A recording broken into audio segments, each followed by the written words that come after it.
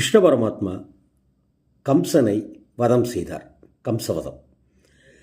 உடனே இறந்து போன கம்சன் அந்த ஆத்மா வைகுண்டத்தை அடைஞ்சிது. சொர்க்கத்தை எப்படி அடைஞ்சிது ஒரு கேள்வி வரலாம். கொடுமைக்காரன் தான் கம்சன் அப்படின்னாலும் கூட சதா சர்வ காலமும் கிருஷ்ணரையே தான் நினச்சிட்டு இருந்தான். வேறு வழி கிருஷ்ணரையே நினச்சிட்டு இருந்ததுனால அவனால் எப்படி மரணம் ஏற்படுமோ அப்படின்னு பயந்துக்கிட்டே இருந்தான் இல்லையா, அவனையே நினச்சிட்டு இருந்தான். அதனால் அவனுக்கு வைகுண்டத்தில் சாரூபிய ஸ்வரூபம் அப்படிங்கிற ஒரு விஷயம் கிடைக்கப்பட்டான். அதாவது நாராயணனைப் போலவே உருவமெடுத்தல் அப்படின்னு அர்த்தம் இருக்குது. வைகுண்டத்தில் இருக்கிறவங்க நாராயணனை வணங்கி நாராயண வடிவத்தை பெறுவதுங்கிறது ஒரு புராண விளக்கம். ஒருத்தன் பூமியில் இருக்கும்போது என்ன நினைக்கிறானோ அதுக்கேற்ற மறுபிறவியை அடைகிறான் அப்படிங்கிறது தான் இங்கே சாஸ்திரங்கள் சொல்கிற விஷயம். கம்சன் பயத்தோட காரணமாக கிருஷ்ணரையே நினச்சிட்டு இருந்ததுனால அதே போலயே சொர்க்கத்தில் கிருஷ்ணராகவே